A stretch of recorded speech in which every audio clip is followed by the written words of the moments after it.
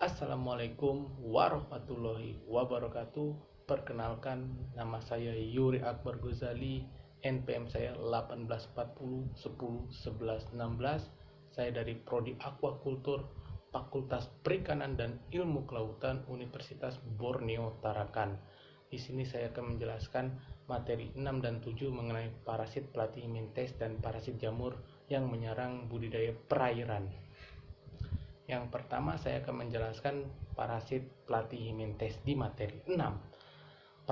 Parasit platyhelminthes adalah cacing pipih. Nama parasit platyhelminthes berasal dari Yunani yang berarti platy itu pipih dan mintes helminthes maksud saya berarti cacing. Platyhelminthes adalah filum ketiga dari kingdom Animalia setelah Porifera dan Coelenterata.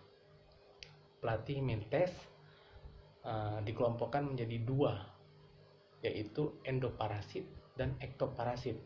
Endoparasit adalah parasit yang menyerang di bagian dalam tubuh inangnya, yang berupa hati, jantung, daging, serta sistem pembuluh darah. Yang kedua, ektoparasit adalah parasit yang menyerang bagian luar tubuh inangnya berupa kulit, sisik, sirip, dan lain sebagainya. Parasit platyhelminthes terbagi 4 golongan, yaitu Turbellaria, Dermatoda, Cestoda, dan Monogenea.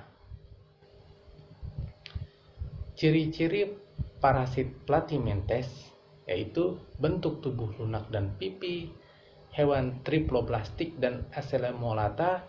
Nah, hewan triploblastik dan acelomolata merupakan hewan yang solid atau tidak memiliki rongga di antara saluran pencernaan dan dinding tubuh.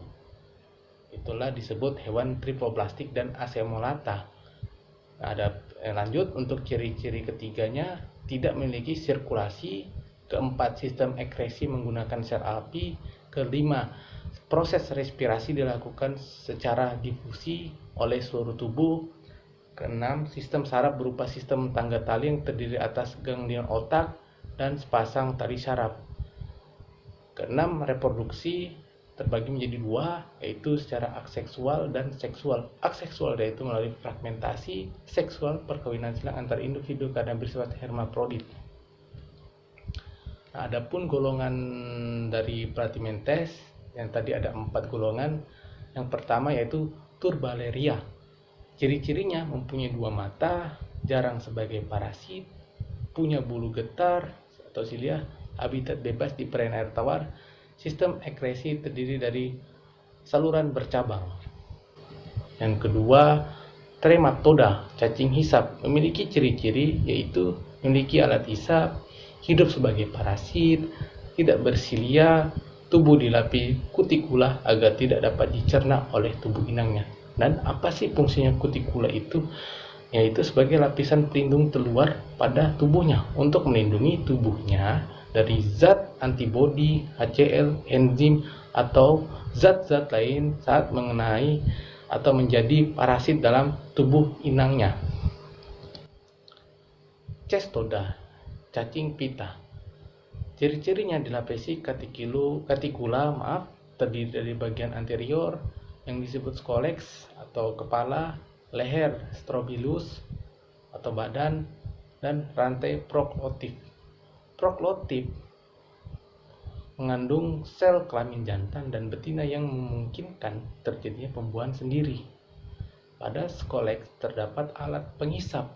Ada juga memiliki kait atau restolum berfungsi melekat pada organ tubuhnya.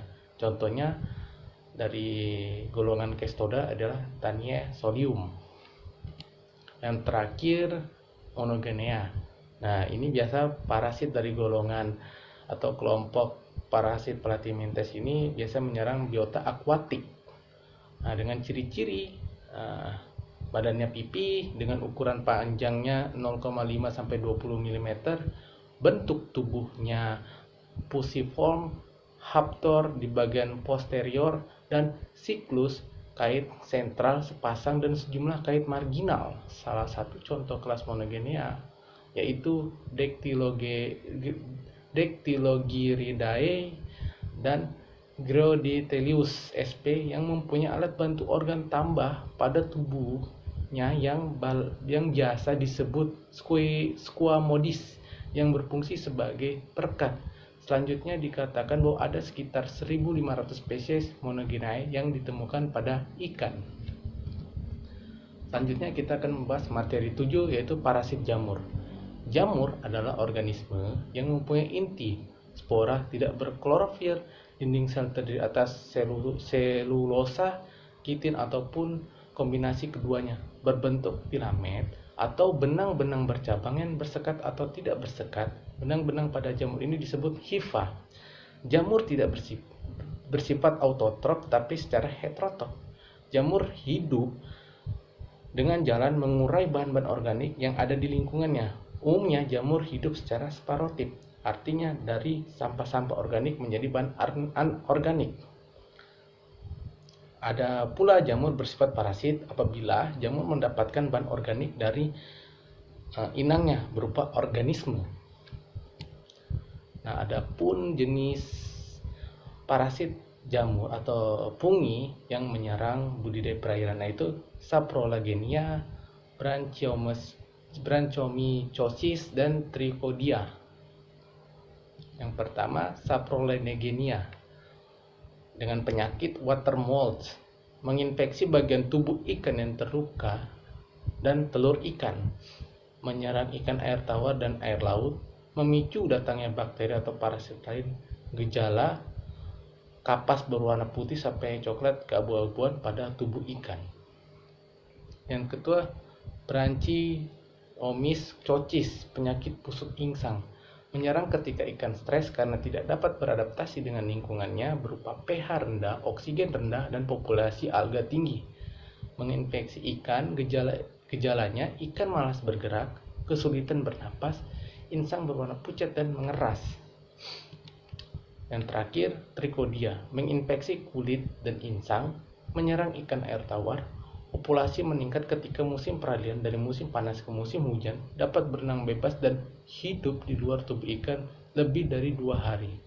Gejala: iritasi kulit, produksi lendir berlebihan, insang pucat, mengap-mengap sehingga ikan sering menggantung di permukaan air, nafsu makan menurun, gerakan lemah, sirip ekor rusak dan berwarna kemerahan akibat pembuluh darah kapiler pada sirip pecah. Itu saja penjelasan saya tentang materi 6 dan 7 mengenai parasit Platymentes dan parasit jamur yang menyerang budidaya perairan. Apabila banyak kesalahan dari video saya, entah itu penyampaian saya, terus materi saya mohon maaf. Saya akhiri, wassalamualaikum warahmatullahi wabarakatuh.